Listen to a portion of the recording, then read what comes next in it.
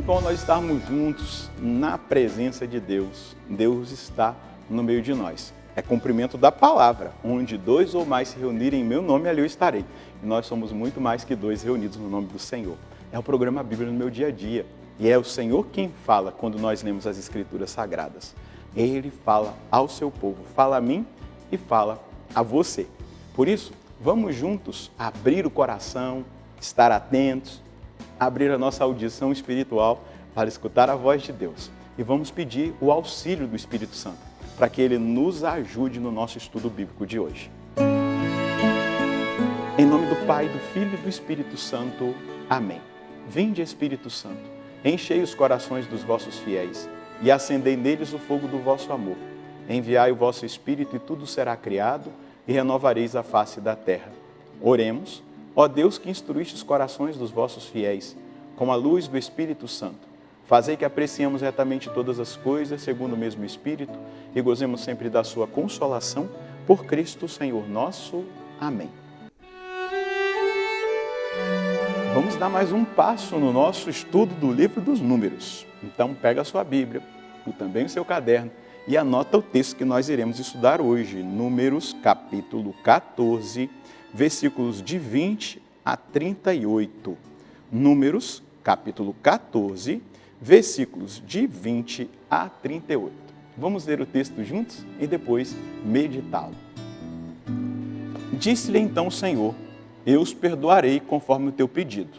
No entanto, juro por minha vida e pela glória do Senhor, que enche a terra inteira, nenhum dos homens que viram a minha glória e os sinais que fiz no Egito e no deserto, e que já por 10 vezes me puseram à prova e desobedeceram, verá a terra que jurei dar aos seus pais. Nenhum dos que me desprezaram verá essa terra, mas como o meu servo Caleb, animado de bem, outro espírito, me seguiu fielmente, eu o introduzirei na terra que visitou e que seus descendentes herdarão.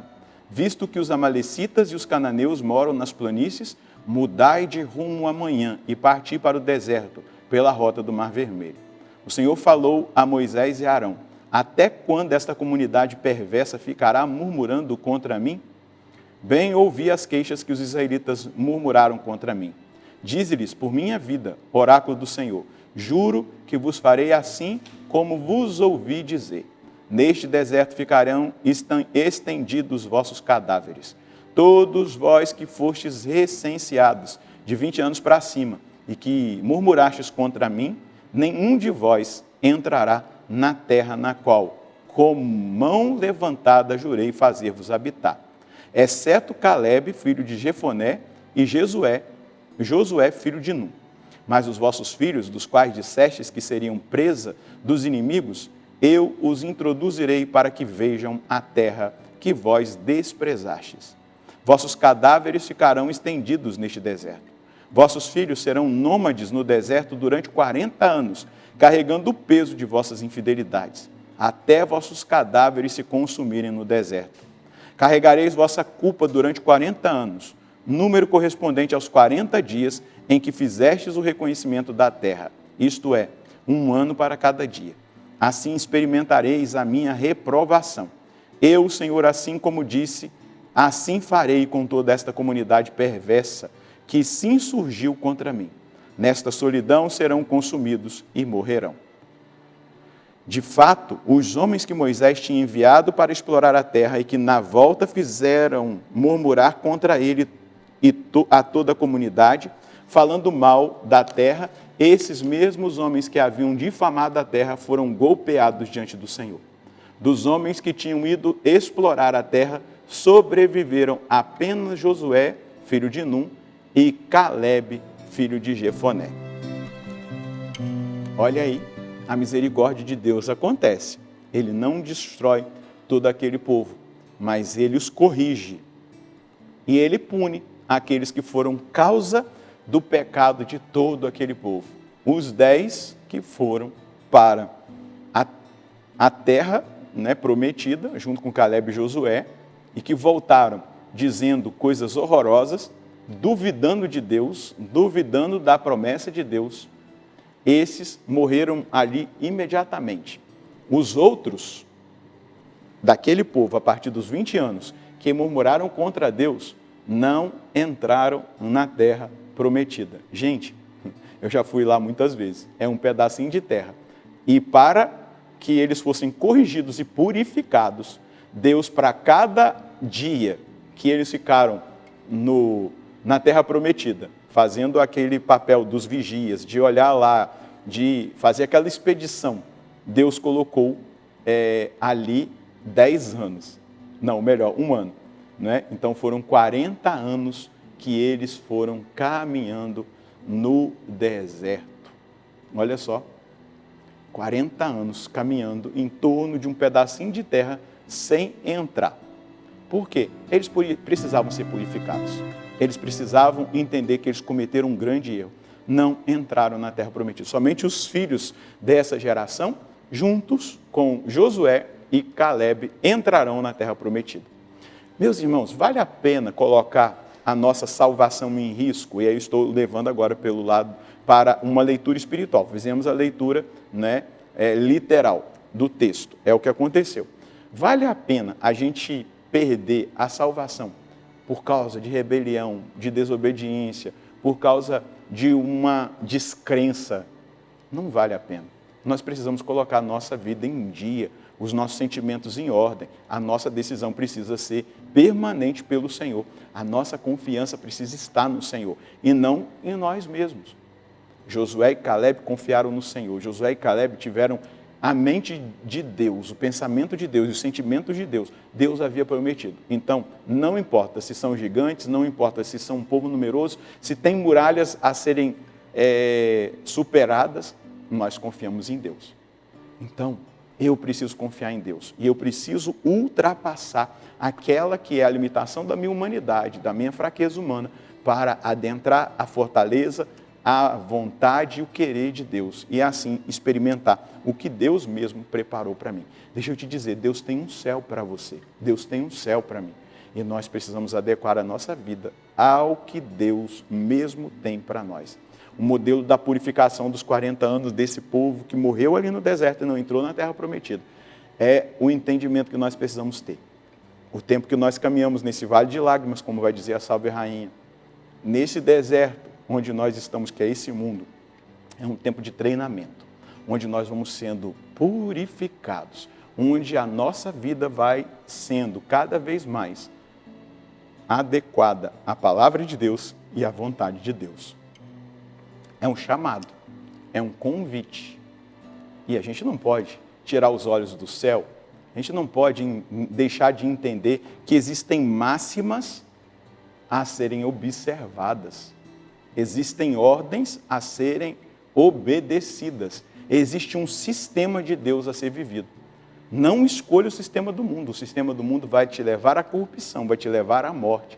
Escolha o sistema de Deus. Veja só, São Gregório Magno vai dizer assim: o perdão de Deus não apaga as consequências pedagógicas. Deus corrige não para destruir, mas para ensinar. Deus nos corrige. Eu não sei se você já passou por uma correção de Deus. Eu já passei por algumas. E Ele corrige para ensinar. Ele nos ensina diante daquela correção. E quando nós estamos em Deus, sensíveis a Deus, quando nós oramos, buscamos a palavra, a gente logo percebe que é Deus. Eu sempre falo, quando acontece alguma coisa comigo, Deus é o Senhor? E ali eu vou perceber a pedagogia de Deus me corrigindo, me purificando, me levando a ser melhor, me levando a ser mais firme, mais decidido no chamado que Ele me fez. E aí eu vou me adequando àquilo que Ele mesmo tem para a minha vida. Então, a gente está fazendo uma leitura espiritual. Moralmente, nós devemos adequar a nossa vida à palavra de Deus, ao ensinamento de Deus. Nunca nos rebelarmos, nunca murmurarmos contra Ele, nunca nos desviarmos do seu propósito.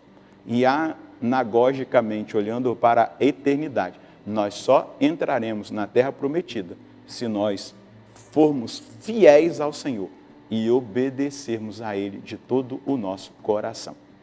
Qual é a mensagem que nós precisamos colher hoje diante do texto que nós acabamos de meditar? O Senhor é misericordioso e fiel, porém trabalha pela nossa salvação. e muitas vezes nos corrige no caminho da nossa terra prometida, que é o céu. Correção pedagógica para que adequemos nossa vida à palavra e à sua santa vontade. Dessa forma, o nosso caminhar neste mundo não será em vão e no futuro herdaremos o céu que nos foi prometido. Nós não podemos nos desclassificar fazendo a nossa própria vontade. Não foi Deus que desclassificou aquele povo, foram eles que se desclassificaram pelas escolhas erradas que fizeram. A rebelião, a murmuração, o pecado que cometeram. Eles se desclassificaram. Nós não podemos nos desclassificar. Nós precisamos continuar fiéis até o fim. Vamos rezar? Senhor, eu permanecerei fiel com a sua graça, porque eu sei que por mim mesmo eu sou capaz de estragar tudo. Como aquele povo que viu tantos sinais, milagres, viu seu poder os acompanhando, mas estragaram tudo. Foram rebeldes e precisaram ser purificados naqueles 40 anos e não entraram na terra prometida, mas foram purificados, foram treinados, adestrados pelo Senhor. Eu quero entrar no céu e eu quero entregar a minha vida nas tuas mãos e quero fazer a vontade do Senhor, quero viver a palavra do Senhor, colocá-la em prática na minha vida. É essa a reação que eu tenho de orar diante do Senhor, mediante a palavra que hoje, de revelação, foi concedida a mim e aos meus irmãos. A minha decisão é de permanecer fiel e eu conto com a sua graça. Que eu não estrague tudo, que o meu temperamento não estrague tudo, que as minhas escolhas sejam certas e não erradas e que a minha decisão seja pelas máximas do reino, as máximas do Evangelho e não pelas máximas do mundo. Conceda-me a graça da purificação, da experiência com a sua misericórdia, mas da santificação da minha vida exposta cada vez mais ao Senhor e à ação do seu Espírito. Amém. É Deus que faz a obra em nós. É Ele que realiza aquilo que Ele deseja no nosso coração. A mim e a você cabe apenas abrir-nos com uma determinada decisão. Eu vou seguir o Senhor até o fim. E com certeza nós herdaremos o céu no futuro, a eternidade feliz na presença de Deus. Deus abençoe você e a sua família. Nós nos encontraremos no próximo programa, se Deus quiser, no nome do Pai, do Filho e do Espírito Santo. Amém.